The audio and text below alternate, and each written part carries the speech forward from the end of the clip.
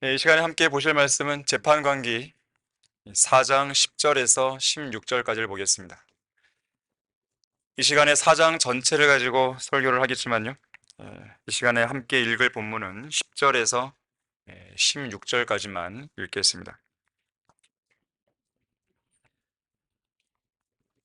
자, 10절부터 보시면 바락이 스불룬과 납탈리를 케데스로 불러서 그가 1만 명을 거느리고 올라가고 드보라도 그와 함께 올라가더라. 모세의 장인 호밥의 자손 중 케닌, 헤벨이 케닌들로부터 떨어져 나와 케데스 곁에 있는 사하나임 평원에 이르러 그의 장막을 쳤더라. 사람들이 시스라에게 아비노함의 아들 바락이 타볼산에 올라온 것을 알렸더니 시스라가 그의 모든 병거 즉 900대의 철병거와 자기와 함께 있던 모든 사람을 이방인들의 하루셋에부터 키손강으로 모으더라. 드보라가 바락에게 말하기를 일어나라. 이는 오늘이 주께서 시스라를 내 손에 넘겨준 날임이라. 주께서 내 앞서 나가시지 않았느냐 하므로 바락이 타볼산에서 내려가니 1만 명이 그를 따르더라. 주께서 바락 앞에서 칼날로 시스라와 그의 모든 병거와 그의 모든 군대를 폐주시키시니 시스라가 병거에서 내려 도보로 도망치니라. 그러나 바락이 그 병거들과 군대를 추격하여 이방인들의 하로셋에 이르니 시스라의 모든 군대가 칼날에 쓰러졌고 남은 자가 한 명도 없더라. 자, 말씀을 위해 기도하겠습니다. 감사하신 아버지 하나님, 어제와 그제 성경의 심 강연에 성황을 이루게 해주셔서 감사드립니다. 또 오늘 영과 진리로 경배를 드릴 수 있는 이 귀한 자리로 저희들을 불러 모아주셔서 감사드립니다. 저희들의 마음을 주님 한 분만으로 가득 채워주시고 이 시간이 온전히 주님께만 영광이 돌려지고 또 주님께서만 높아지는 그런 시간이 될 수 있도록 도와주십시오. 우리는 이 말씀 앞에 겸허히 앉아 있습니다. 말씀에 저희들은 갈급해 있습니다. 무언가 하나라도 우리가 깨닫게 해주시고 또 우리의 모난 부분과 잘못된 부분들이 있다면 그것들 또한 일깨워 주십시오. 우리의 잘못된 부분들을 고칠 수 있는 좋은 회개의 시간으로 삼게 해주시며 또 한 단계 더 믿음이 성숙할 수 있는 그런 계기가 되게 해주십시오. 우리가 보다 더 주님을 잘 섬길 수 있는 그러한 모습으로 변모되게 해주십시오. 모든 마귀의 공격으로부터 보호해 주십시오. 주 예수 그리스도 이름으로 기도했습니다. 아멘. 영예롭지 못한 승리, 영예롭지 못한 승리라는 제목으로 설교하겠습니다. 어제는 6.25 전쟁 72주년이 되는 날이었습니다. 1950년 6월 25일 새벽 4시에 북한군의 불법 기습 남침으로 시작된 이 전쟁은 1953년 7월 27일에 휴전할 때까지 1128일, 다시 말하자면 3년 1개월하고도 2일 동안 진행되었습니다. 미국을 위시해서 영국, 호주, 캐나다, 네덜란드, 프랑스, 뉴질랜드, 필리핀, 남아프리카 공화국, 터키, 태국, 그리스, 벨기에, 룩셈부르크, 에티오피아, 콜롬비아 등 16개 나라의 군대로 편성된 유엔 연합군이 참전했죠. 이 전쟁으로 13만 7,900명의 우리나라 군인들이 전사했고 유엔군 전사자들의 수는 3만 7천 명 정도에 이르렀습니다. 이 전쟁으로 인해서 10만 명의 전쟁 고아들과 수백만 명의 이산 가족이 생겨났습니다. 미국의 한 언론인 데이브 루스는 이런 주장을 했습니다. 한국 전쟁이 일어난 배경과 관련해서 구소련의 공산주의 독재자 스탈린이 이 중국의 군사적인 지원을 약속받은 이후에 김일성의 남침 야욕을 승인했다 그래요. 자, 그 문서가 발견된 것이죠. 이런 사실은요, 이 최악의 공포, 한반도가 냉전을 변화시킨 과정, 이런 제목의 책을 쓴 이 사무엘 웰즈의 말에서도 확인이 됩니다. 이 사람의 말에 따르면 당시 이 미국과의 경쟁 구도 속에서 이 소련은 우위에 서기를 원했다 그래요. 그러면서도 미국과의 직접적인 군사 충돌을 피하길 원했습니다. 자, 그래서 스탈린이 중국의 모택동을 만난 자리에서 중국이 김일성의 남침 야욕을 지원해주면 소련은 중국에게 대대적인 경제 지원을 해주겠다는 약속을 했다 그래요. 한반도에서 전쟁이 길어질 경우에 미군이 개입할 소지가 크기 때문에 미국이 개입하면 군대를 투입할 나라는 소련이 아니라 중국이어야 한다는 그 요구 조건을 제시한 것입니다. 이 조건을 중국이 받아들입니다. 결국 스탈린은 그 조건 속에서 김일성의 남침 야욕을 허락해 주었다 그래요. 자, 생각해 보면 결국 6.25 전쟁은요, 이 세 명의 공산주의 독재자, 스탈린, 모택동, 김일성, 이 세 사람의 그 야욕에서 비롯되었다 해도 과언이 아닌 것입니다. 자, 여기서 우리는 이 땅에서 전쟁이 끊이지 않는 근원적인 이유를 보게 됩니다. 그 이유와 연관해서 성경은 이렇게 말씀해요. 야고보서 4장 1절에서 너희 중에 싸움과 다툼이 어디로부터 오느냐 그랬어요. 너희 지체들 속에서 싸우고 있는 너희 정욕들로부터 오는 것이 아니냐 그랬어요. 전쟁의 근원적인 원인은 바로 인간의 안에 있는 그 정욕에서 나오는 거예요. 전쟁은 외부적인 요인보다는 인간 내부의 본성에서 비롯되는 것입니다.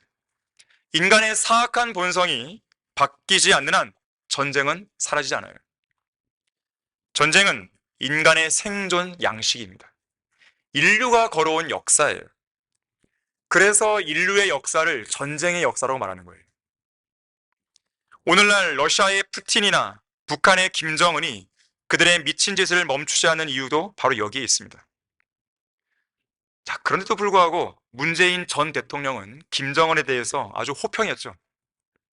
그는 젊고 매우 솔직하고 공손하고 우더른을 공경한다. 우더른을 공경하는 사람이 고모부를 죽여요? 그는 진실한 사람이며 경제 개발을 위해서 핵무기를 포기할 것을 나는 믿는다. 그 결과가 지금 어떻게 된 거예요? 자, 마음이 정욕으로 가득 찬 인간은 결코 전쟁을 포기할 수 없습니다. 전쟁에 빌부터 기생할 수밖에 없는 존재예요. 자, 그래서 제2차 세계대전이 끝난 1945년에 인류의 평화를 위한 최후의 보루이자 최선의 희망으로 유엔이 창설되었다 하더라도 여전히 전쟁이 끊이지 않고 지속되는 것이에요.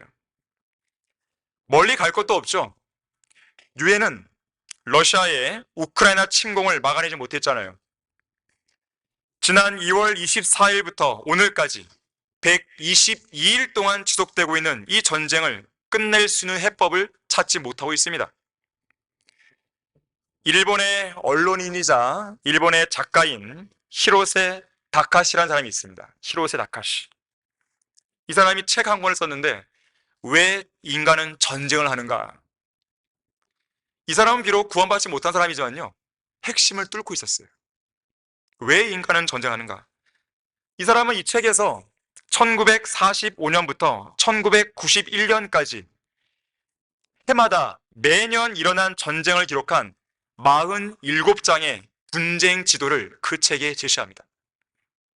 그러면서 유엔이 창설된 이후로 단 하루도 지구상에서 전쟁이 없는 날이 없었다라고 썼어요. 단 하루도. 유엔이 이 인류의 평화를 위해서 나온 단체인데 유엔이 창설 이래로 단 하루도 전쟁이 없는 날이 없었던 것이에요. 베트남 전쟁처럼 3,000일이 넘게 진행된 긴 전쟁부터 테러와 같이 단 하루 동안 일어난 그런 분쟁이 이르기까지 지구상에 전쟁이 없는 날은 없었던 것입니다. 그러면서 이 사람은 그 책에서 결론을 내려요. 이렇게 내립니다. 인간이 전쟁을 하는 궁극적인 이유는 전쟁을 지향하는 인간의 의지 때문이다. 인간의 정욕 때문인 거예요, 말 그대로. 이 땅의 모든 전쟁과 분쟁의 역사 배후에는 전쟁을 획책하는 호전적인 의지를 가진 인물이 항상 있었다는 것이에요.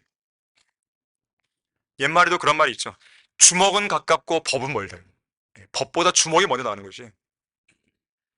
그만큼 악한 본성을 지닌 죄인인 인간은 매우 호전적인 존재입니다. 자, 전쟁이 일어나는 근본적인 원인 첫 번째예요. 다른 한편으로는요, 하나님께서 세상 정욕에 사로잡혀 있는 인간들을, 그 죄인들을 이 땅에서 심판하시기 위해 사용하는 도구입니다. 전쟁을 쓰시는 거예요. 인간의 정욕 때문에 전쟁이 일어나고 정욕 때문에 전쟁을 벌인 그 죄인을 하나님은 심판하시는 도구로 전쟁을 또 쓰시는 거예요. 그래서 전쟁은 이 땅에서 받는 죄에 대한 하나님의 심판이란 말이 있는 것이죠. 지옥은 뭐예요? 사후의 세상에서 받는 죄에 대한 하나님의 심판인 거죠. 이 땅에 죄가 만연하는 한 전쟁은 사라지지 않습니다. 전쟁은 기본적으로 인간이 자신의 정욕을 채우기 위한 죄의 결과로 일어나지만 그와 동시에 하나님께서는 정욕으로 가득 찬 그 죄인들을 이 땅에서 심판하시기 위해 바로 그 전쟁을 쓰시는 거예요. 우크라이나 전쟁이 왜 일어났습니까? 첫 번째는 러시아의 그 푸틴의 야욕에 의한 것이에요. 그 푸틴의 정욕적인 것이에요. 미친 짓에 의해서 일어난 것이에요. 두 번째는요, 우크라이나의 역사를 보면 알 수 있어요. 우크라이나는 유대인들을 박해했습니다. 1600년대 중반부터요, 최근에 이르기까지 유대인들을 계속 괴롭혀왔어요. 자, 하나님께서는 아브라함의 언약에 따라서 우크라이나를 심판하시는 거예요. 심판하시되 러시아의 그 푸틴의 정욕을 쓰시는 것이죠. 그러면 러시아는 그냥 가만 놔두는 것인가? 아닙니다. 러시아도 이제 곧 끝나게 돼 있는 거예요. 자, 하나님께서는 전쟁을 그렇게 쓰시는 거예요. 자, 그래서 모든 전쟁의 배경에는요, 죄를 향한 인간의 그칠 줄 모르는 그 정욕과 죄에 대한 하나님의 엄중한 심판이 시실과 날실처럼 서로 얽히고 설켜 있는 거예요. 자, 하나님께서는 유대인들을 심판하시기 위해서 누굴 썼습니까? 바빌론을 썼어요. 그럼 바빌론은 그 마음속에 이 땅을 정복하기 위한 야욕이 없었던 것인가? 그렇지 않죠.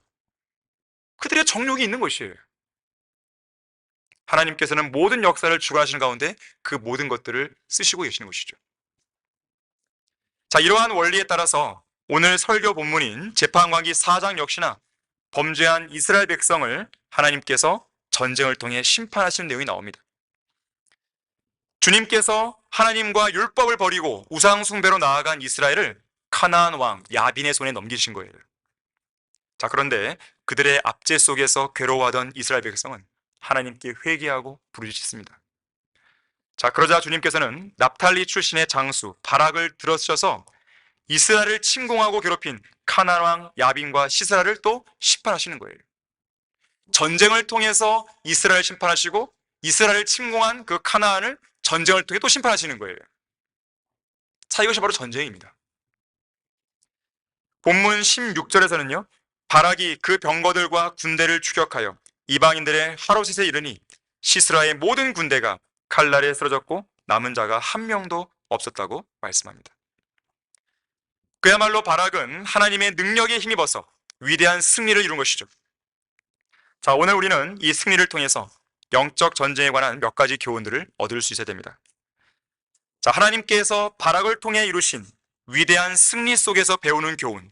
자, 첫 번째로 그리스도인들의 인생에는 여기에 나오지만 철병거와 같이 강력한 무기로 중무장한 대적들이 나타납니다. 자, 본문 1절에서 3절을 보겠습니다. 에훗이 죽은 후에, 자, 에훗도 재판관이었죠. 자, 재판관 에훗, 왼손잡이 에훗이었죠.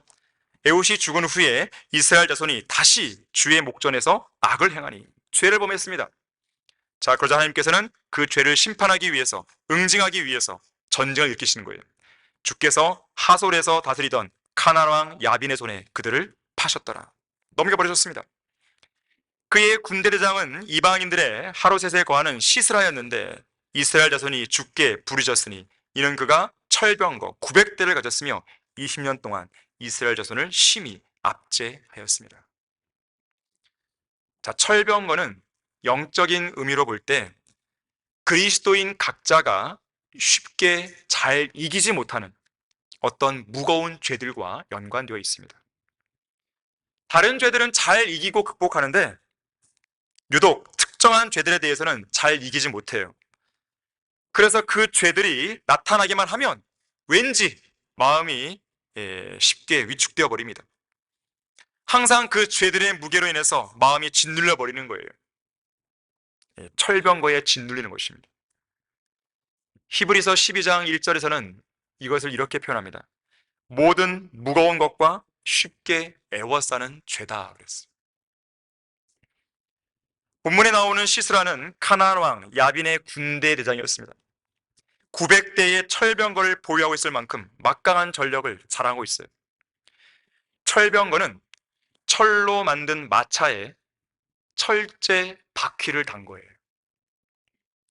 양쪽 바퀴에는요, 양옆으로 길게 뻗어나온 1m 길이의 철로 된 뾰족한 칼날이 달려 있습니다. 그래서 어느 한 곳에 운집해 있는 그 병사들 사이로 이 철병거가 가잖아요. 그러면 그 바퀴에 달린 1m짜리의 그런 날카로운 칼날이 그 군인들을 상처내는 것이죠. 때로는 부상시키고 죽이는 것이죠. 그만큼 강력한 무기입니다. 오늘날로 말하자면 전차, 소위 탱크죠. 전차를 주축으로 하는 기갑부대에 해당되는 것이죠. 저는 군대를 이 기갑부대를 나왔어요. 물론 제가 이 전차나 장갑차를 운전한 건 아니고 거기 뒤에 타는 사람이었는데, 항상 가면요, 거기에서 이제 훈련 받으면 이 사건 사고들을 보여줘요. 위험한 것이거든요. 이 전차가 뒤집히는 사고, 전복 사고, 그런 것들을 보여주면서 이 전차에 짓눌린 시신들, 이걸 보여줘요. 아주 끔찍하죠. 그래서 경각심을 일으키는 거예요. 그만큼 이 보병 부대에 있어서는요, 이 기갑 사단이 그만큼 큰 위력을 발휘하는 것이에요. 6.25 전쟁이 발발했을 때요, 우리나라에는 전차가 한 대도 없었어요. 반면에 북한은 전차를 242대나 보유하고 있었습니다. 장갑차도 우리나라는 27대 정도예요. 북한은 2배나 많은 54대가 있었습니다. 지상군에서 가장 기본적인 병기인 박격포, 우리나라는 960대 있었어요. 많았네 그러지만 북한은요, 2배에 달하는 2000대의 박격포가 있었습니다. 공군 전력의 핵심 병기인 전투기, 우리나라는 한 대도 없었어요.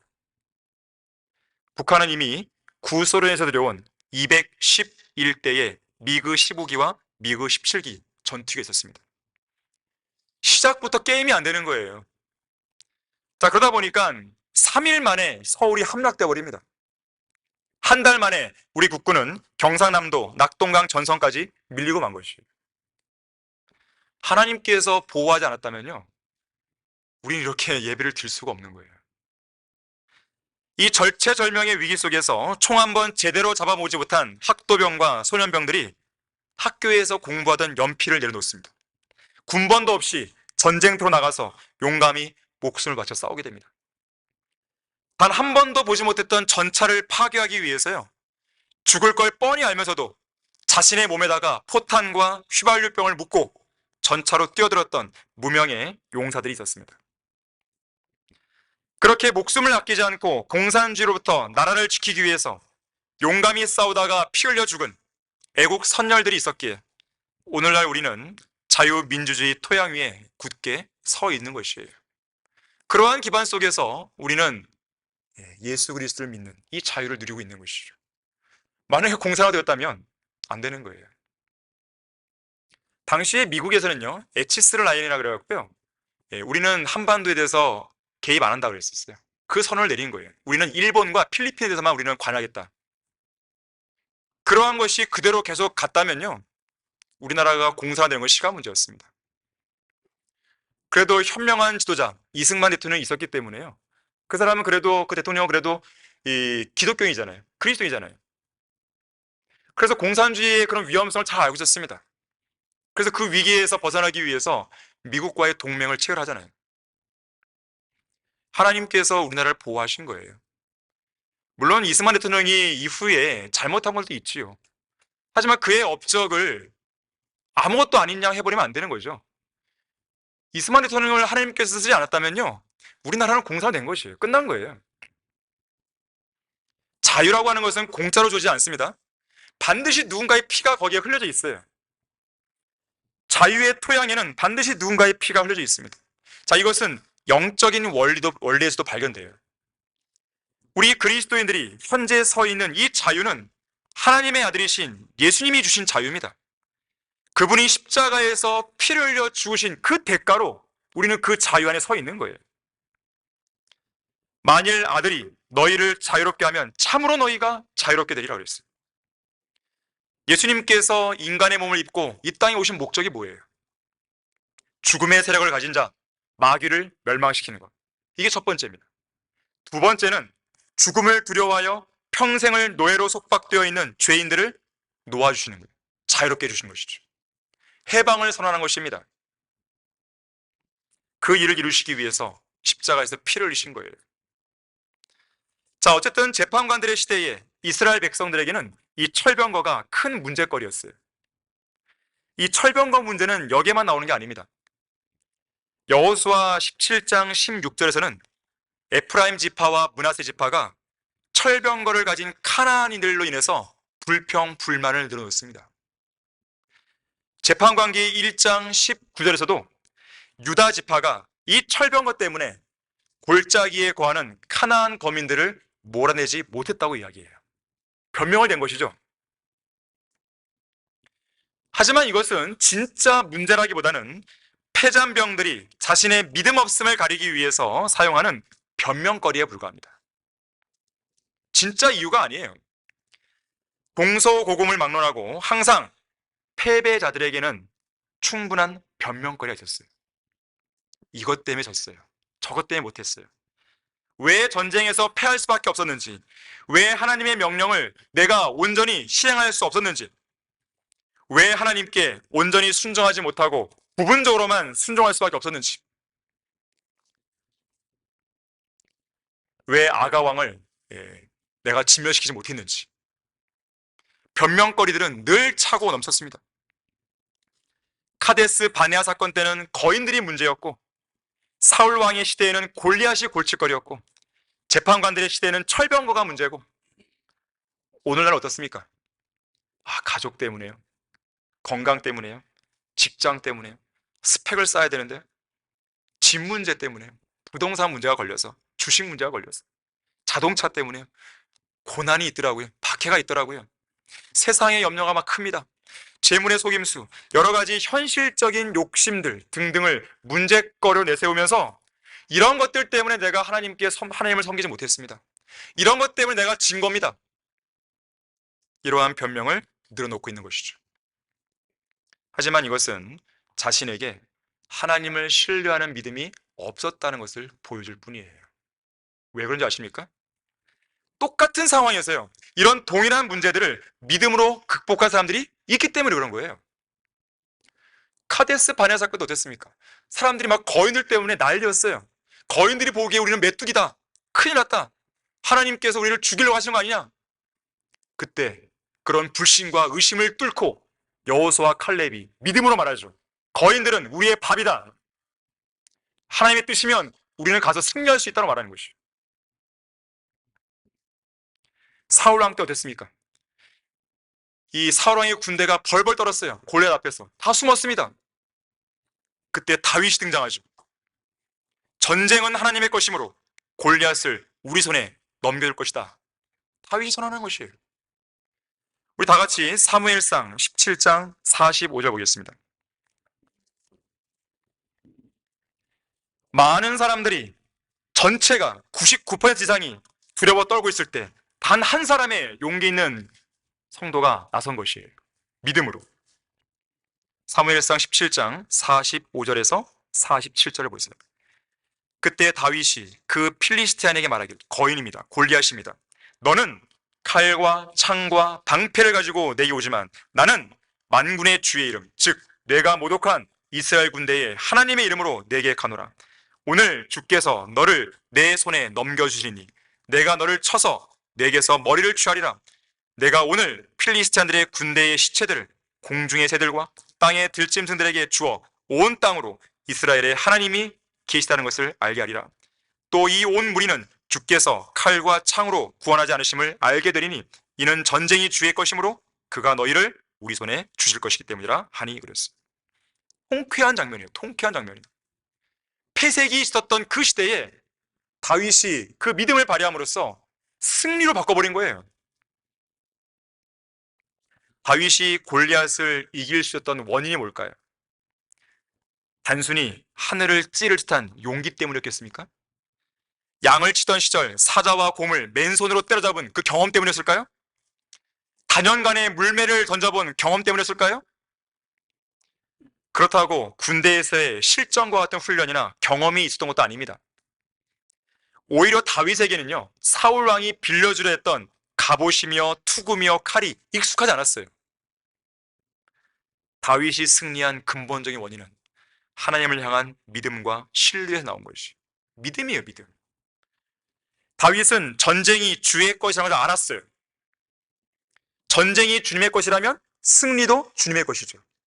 그렇다면 주님의 편에 서 있는 사람은 반드시 승리하겠죠.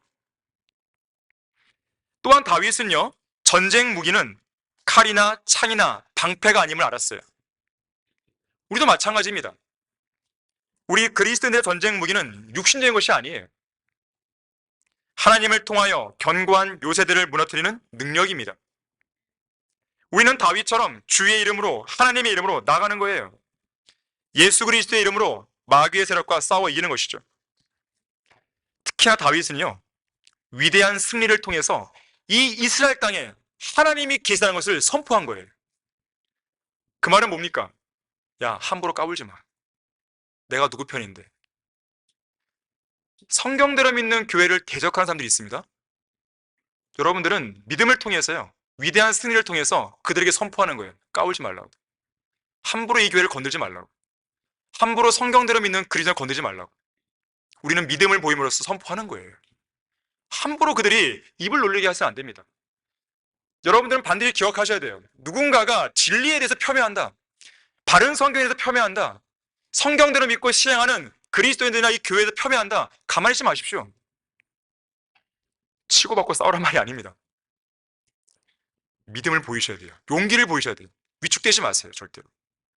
자, 동일한 믿음을 가지고 있던 바락, 당시의 백성들이 그토록 무서워하고 극복하기 어려웠던 시스라의 철병거 부대를 괴멸시키잖아요. 파멸시켜버립니다. 전쟁의 승패를 좌우하는 가장 중요한 요소, 믿음이에요. 믿음. 세상을 이기는 승리는 이것이니 곧 우리의 믿음이라. 자, 성도들의 영적 전쟁에서 패배자는 항상 앞에 놓인 문제를 변명거리로 삼습니다. 하지만 승리자는 항상 그 문제들을 믿음으로 극복해요. 하나님께서 바락을 통해 이루신 위대한 승리 속에서 배우는 교훈, 자, 두 번째입니다. 전사이시며 전쟁에 능하신 하나님께서는 성도들의 전쟁을 진두지휘하십니다. 진두지휘하세요. 앞에서 이끄시는 거예요. 자, 본문 4절에서 7절입니다. 라피도세 아내 여선지자 드보라가 그때의 이스라엘 자손을 재판하였으니 그녀가 에프라임 산지에 있는 라마와 베델 사이에 드보라의 종려나무 아래서 거하였는데 이스라엘 자손이 그녀에게 와서 재판받더라. 그녀가 보내어 케데스 납탈리에서 아비노함의 아들 바락을 불러 그에게 말하기를 이스라엘의 주 하나님께서 이같이 명하지 아니하셨느냐. 말씀하시기를 너는 납탈리 자손과 스불론 자손 1만 명을 데리고 타볼산을 향하여 가라. 자, 바락을 부르셨어요. 바락을 불렀는데 신실한 여자 재판관 드보라를 통해서 부르신 거예요. 드보라와 바락은 동역자의 관계입니다. 하나님의 사역을 완수하고 영적 전쟁을 승리로 이끄는 데 있어서 함께 동역하고 전으로서 함께 싸우는 일은 매우 중요합니다. 혼자 일하고 혼자 싸우는 게 아니에요. 여스룬의 왕으로 불렸던 모세에게는 군대대장 여호수아가 있었죠. 다윗 왕에게는 군대대장 요압이 있었죠. 요한 웨슬리와 조지 히필드는 동역관계였죠. 디엘 무디는 토레이 박사와 동역했죠. 러크만 목사님과 이성원 목사님의 관계도 마찬가지였죠. 어쩌면 한 시대에 한 번 나올까 말까 한 사람들이 동시대에 함께 나타나서 좋은 동역을 한 것이에요. 여기 본문도 마찬가지입니다. 드보라와 바락의 관계는 좋은 동역의 관계이자 좋은 전우의 관계. 드보라와 바락은 각자 자신의 역할대로 수행하면 되는 것이에요. 자, 그래서 바락은 하나님께서 세우신 재판관이자 여선자였던 드보라의 지시에 순종해서 출전할 채비를 했던 것입니다. 바락이 해야 될 임무는 뭐였습니까? 1만 명의 전사들을 데리고 타볼산으로 가서 야빈의 군대장 시스라의 부대를 멸망시키는 거예요. 본문 6절과 7절에서 보듯이 주님께서 전쟁을 진두지휘하심을 우리는 확인할 수 있는데요. 자, 왜냐하면 전쟁의 모든 양상이 앞으로 어떻게 펼쳐질 것인지 하나님께서 다 알고 계십니다. 적들이 어떤 경로로 내려오는지, 어떤 장소에서 적들과 만날지. 다윗도요, 필리스티인과 싸울 때 주님 제가 어떻게 할까요? 올라갈까요? 그래, 올라가. 또 다른 전쟁에서는 또 올라갈까요? 아니야, 이번엔 우회해. 다 알려주는 거예요. 이렇게 저렇게, 이번에는 이런 무기를 가져가. 이번에는 여리고 성을 함락시킬 때 너희들은 성을 돌기만 하면 돼. 맨 마지막 날에 큰 함성을 질러. 아이성 전투에서는 매복을 이용해. 어떤 거에서는 기습작전을 이용해. 자, 매 전쟁마다 똑같은 방법으로 이긴 게 아니에요. 하나님께서는 그때에 맞는 가장 적합한 전략을 가지고 알려주신 거예요. 여러분도 기도하십시오. 우리가 만나는 적들은요, 다양한 적들입니다. 우리가 세상에서 만나는 사람들은 다양한 사람들이에요. 그들은 사탄이 보낸 정예병들입니다. 자, 그들과 싸울 때 그들에게 맞는 전략들이 있는 거예요. 기도하셔야 돼요. 주님, 제가 이번에는 어떻게 싸울까요? 어떻게 그 사람들을 맞서 싸울까요? 어떠한 말들을 그들에게 해줄까요? 어떻게 복음을 전할까요? 어떤 무기를 쓸까요? 어떤 구절이 적합할까요? 물으셔야 됩니다. 가장 적합한 걸 주실 것이요, 하나님께서는. 우리 다 같이 역대기하 20장 찾아보겠습니다. 역대기하 20장 15절에서 17절을 보겠습니다. 여기에서도 마찬가지예요. 아까 바락의 사례와 유사한 내용이 여기도 나옵니다. 자, 이 내용은 여호사밧 왕 때 있었던 전쟁이에요. 당시 모압과 암몬의 연합군대가 쳐들어옵니다. 보시면 15절에서 그가 말하기를 온 유다와 너희 예루살렘 거민들과 너 여호사밧 왕아, 너희는 경청하라. 주가 너희에게 이같이 말하노라. 이 큰 무리로 인하여 너희는 두려워 말고 놀라지 말라.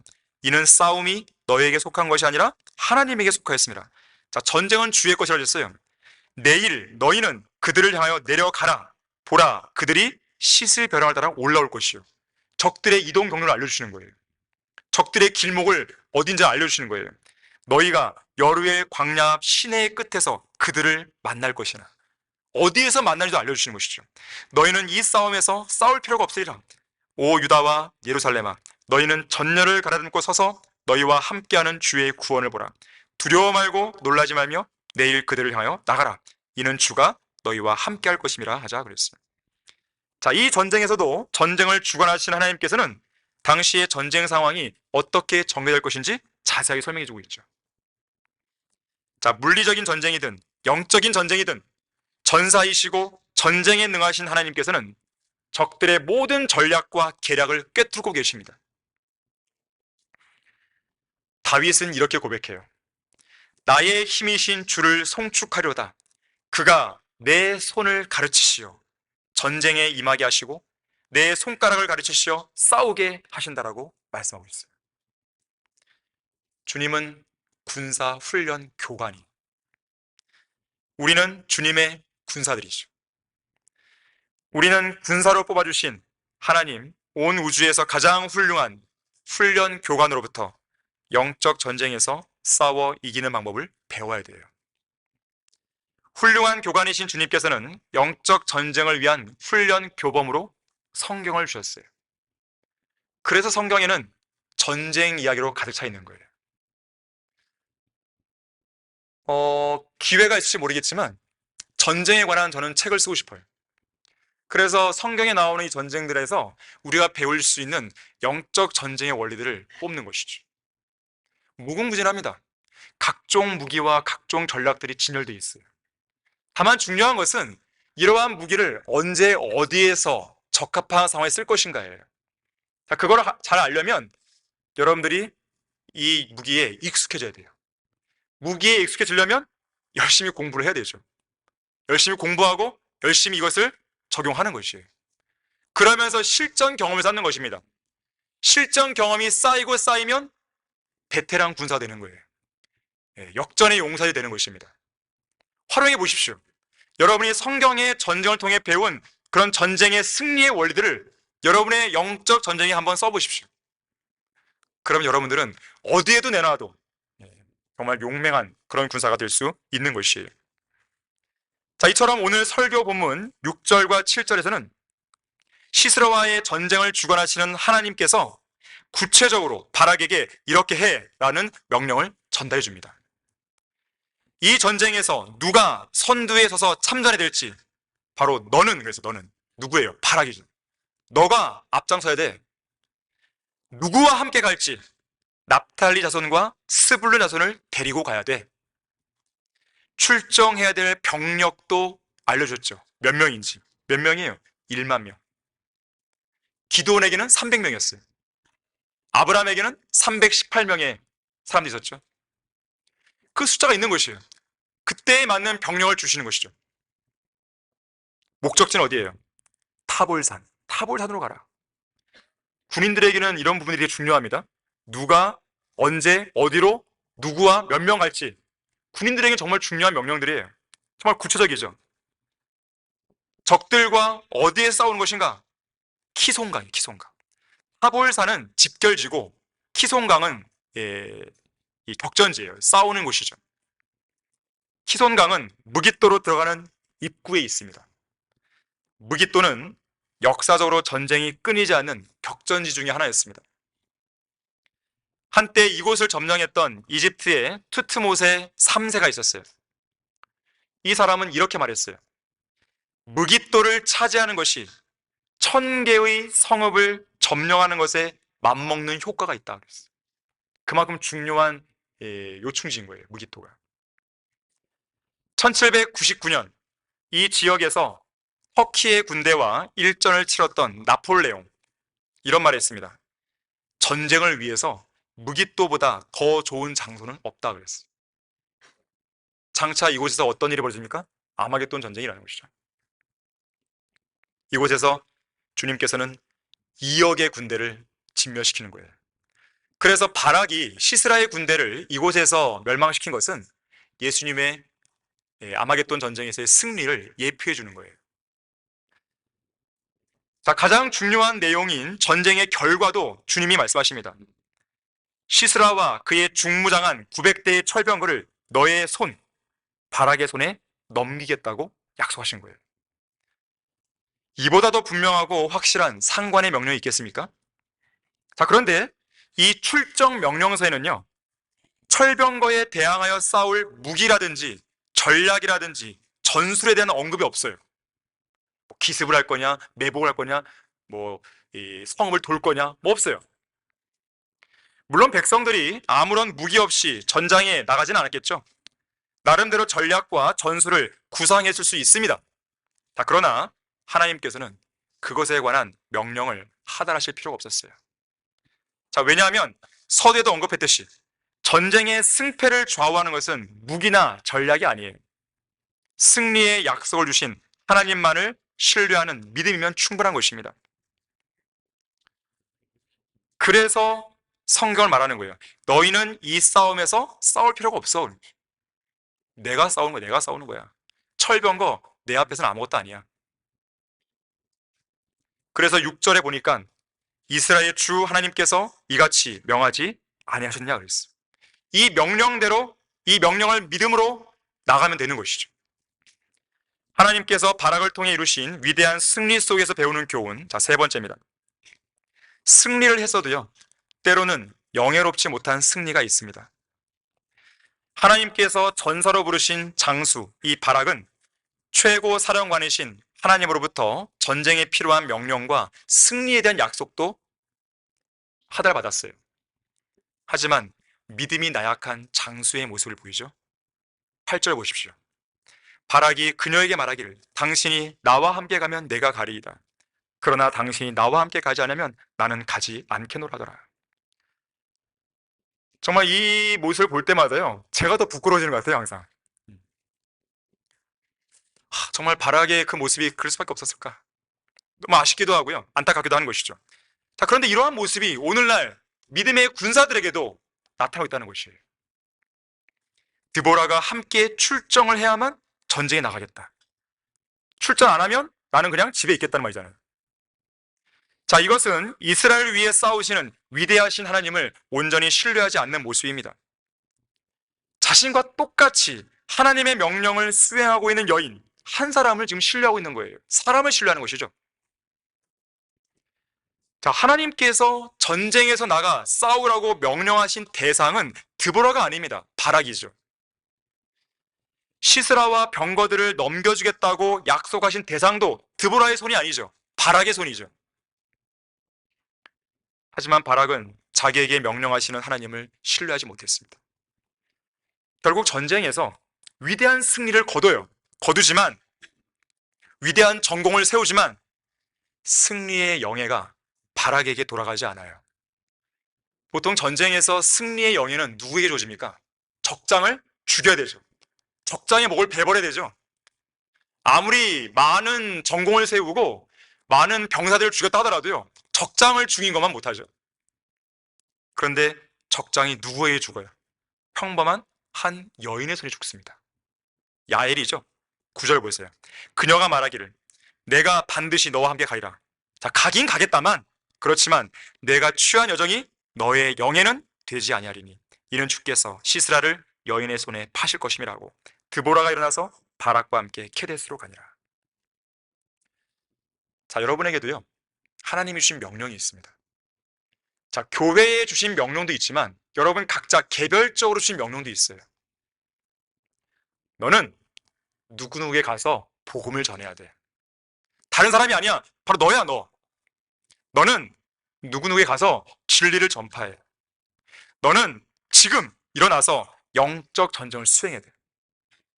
너 앞에 다가오는 저 사람들 두려워하지 마라. 내가 너와 함께 할 것이야. 너가 용기 있게 서야 돼. 아, 주님 아닙니다. 다른 형제를 붙여주십시오. 다른 형제를 보내면 안 되겠습니까? 다른 형제가 함께 가면 저도 가겠습니다. 아니야. 바로 너야, 너. 너 혼자면 돼. 너는 현재 직면하고 있는 시련과 고난, 그리고 대적들을 두려워하지 말고 용기를 내어 싸워라. 너는 죄를 피하고 마귀를 대적하라. 너는 설교자가 되어라. 아, 제발 그것만은 제발. 다른 사람, 저보다 더 훌륭한 사람 있지 않습니까? 저는 안 됩니다. 모세가 그랬어요, 모세가. 저는 말을 잘 못합니다. 저는 설교 못합니다. 저는 싸울 줄 모릅니다. 저는 양무리를 치는 게 두렵습니다. 제가 두려웠어요, 처음에. 목사님께서 양무리를 치는 것을 볼 때요, 아, 이게 쉽지 않은 일이구나. 뭐 별 문제가 다 일어나는 것이에요. 전혀 예상치 못했던 일들을. 여기에 있는 사람들이 다 똑같은 감정과 똑같은 믿음과 똑같은 지식이 있는 게 아니잖아요. 또 똑같은 문제만 있는 게 아니잖아요. 10인식색, 100인백색 다 다릅니다. 문제도 다르죠. 지식도 다르죠. 믿음도 다르죠. 수준도 다르죠. 다 달라요.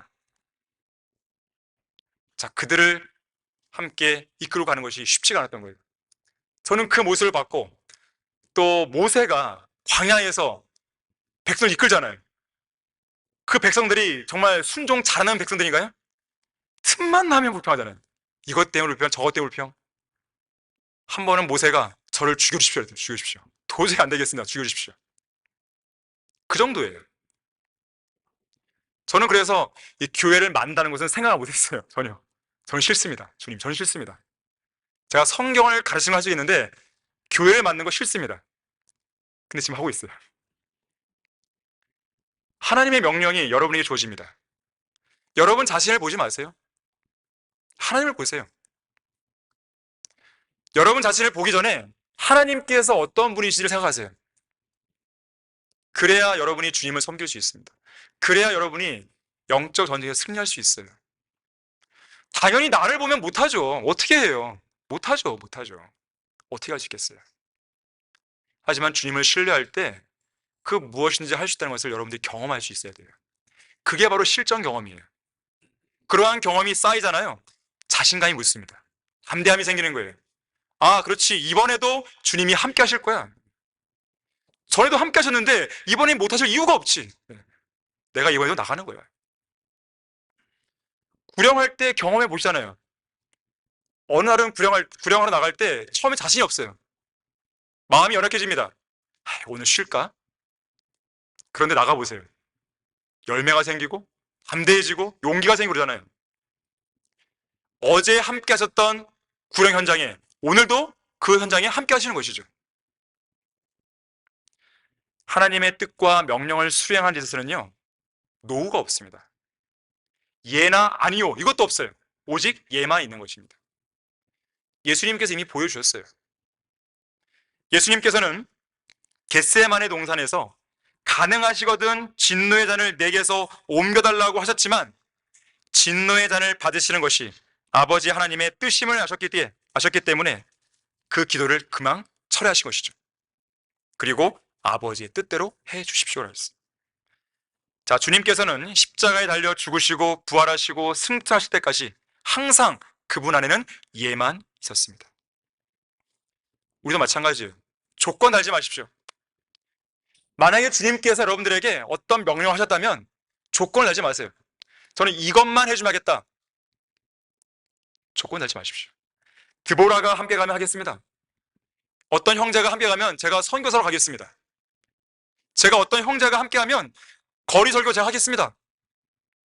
저 혼자서 못합니다. 아니에요. 조건 달지 마십시오. 자, 하나님께서는 일단 누군가에게 명령하셨다면 가는 거예요. 그리고 하나님께서 그 필요에 따라서 누군가를 붙여주십니다. 붙여주시는 거예요. 하나님께서 우리의 필요를 더 잘 아시죠. 내가 조건을 제시하기도 전에 하나님은 다 아시죠, 이미. 왜 모르시겠어요? 바락은 그 부분을 놓치고 만 거예요. 자, 이어지는 본문 10절 보시면요. 바락이 스불론과 납탈리를 케데스로 불러서 그가 1만 명을 거느리고 올라가고 드보라도 그와 함께 올라가더라. 자, 물론 바락의 믿음에는 분명 부족한 부분이 있었습니다. 하지만 하나님께서는 그분의 이름과 이스라엘을 위해서 이 전쟁을 승리하게 하세요. 그리고 바락의 그 이름을 어디에다가 기록하십니까? 히브리서 11장에 그 믿음의 전당에 기록해 주시는 거예요. 내가 무슨 말을 더하리요? 기드온, 바락, 삼손, 입다, 다윗, 또한 사무엘과 선자들에 관하여 말하려면 내게 시간이 부족하리라. 다윗, 사무엘, 선자들. 그래도 이들은 우리가 좀 인정할 만하잖아요. 그런데 기드온, 바락, 삼손, 입다, 약간 고개를 갸우뚱하죠. 물론 이들이 주님이 쓰신 사람이지만 그래도 약간 좀 많이 부족하죠. 특히 삼손은 더 그러죠. 그런데 하나님께서는 그들의 부족한 부분이나 잘못을 기록하지 않으시고 그들의 믿음을 인정하셨습니다. 이것이 신약의 법칙이에요. 은혜의 법칙입니다. 예수 그리스도의 피가 흘려진 이후에 신약 시대의 은혜의 법칙이에요. 자, 비록 바락은 분명히 부족한 부분이 있었지만 나머지 부분은요, 그야말로 손색이 없을 만큼 믿음의 사람이었습니다. 10절과 12절에 보게 되면 주님의 명령대로 스불론과 납탈리 자손들 1만 명을 거느리고 타볼산으로 가죠. 하나님의 명령대로 한 거 아니겠습니까? 13절과 14절에서는 시스라의 병거에 맞서서 용감하게 싸우죠. 하나님의 명령대로 한 것이에요. 이 전쟁에서 시스라는 그가 자랑하는 전쟁 무기 900대의 철병거를 앞세웠습니다. 하지만 이스라엘 백성들이 싸우는 무기는 이들의 무기와 성질이 달라요. 이들이 의지했던 무기는 승리를 약속하신 하나님의 말씀입니다. 본문 14절 보세요. 드보라가 바락에게 말하기를 일어나라. 이는 오늘이 주께서 시스라를 내 손에 넘겨준 날입니다. 주께서 내 앞서 나가시지 않았느냐 그랬어요. 이미 나가신 거예요, 주님이. 이 말씀을 의지해서 바락이 내려갑니다. 하나님의 말씀을 의지해서 그들을 위해 친히 싸우시는 주님의 능력으로 시스라의 모든 군대를 전멸시키는 것이죠. 결국 이 전쟁에서 패한 시스라는 병거도 잃고 도보로 도망칩니다. 16절에 보니까 바락이 시스라를 하로셋까지 추격해요.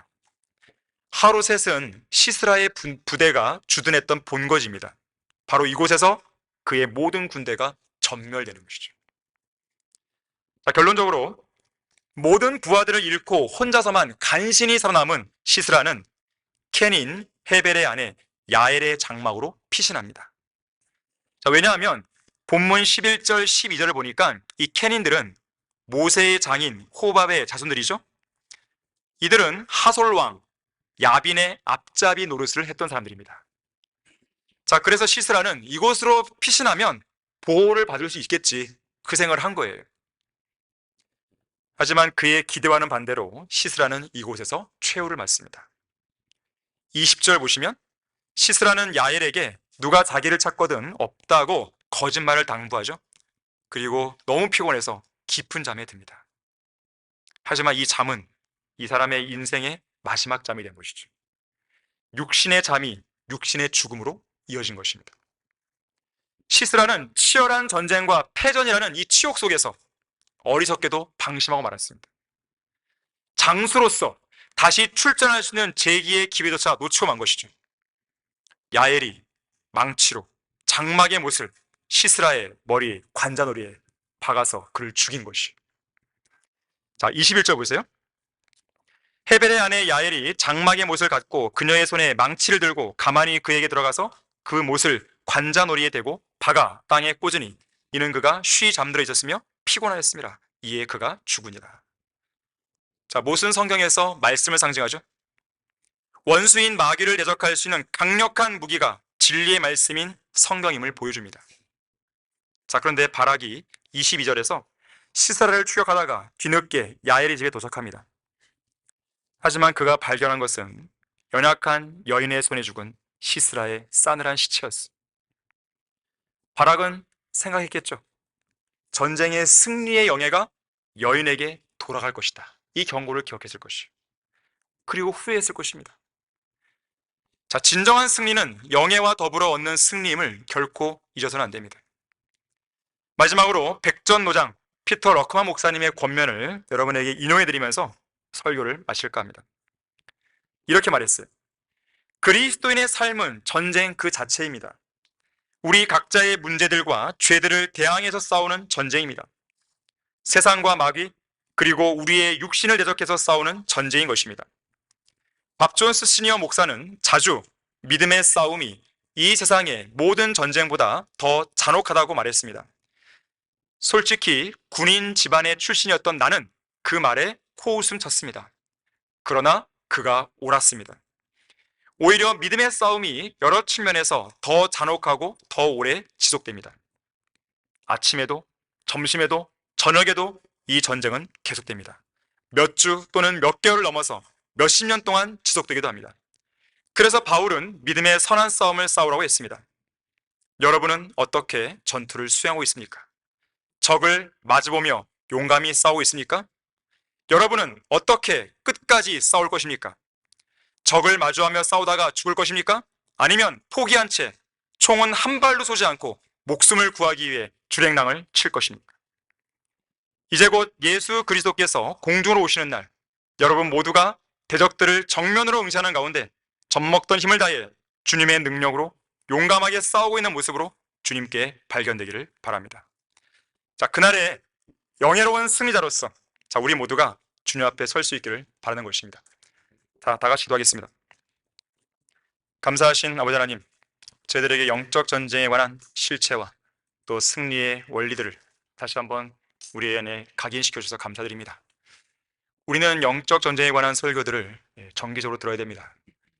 그만큼 우리의 기억이나 또 우리의 경각심이 다소 소홀해질 수 있기 때문에 그렇습니다. 다시 한번 이번 계기를 통해서 마귀가 각 개인과 또 가정과 교회를 삼키기 위해서 호시탐탐 노리고 있다는 것을 인지할 수 있는 그러한 계기가 되게 해주십시오. 주 예수 그리스도 이름으로 기도했습니다.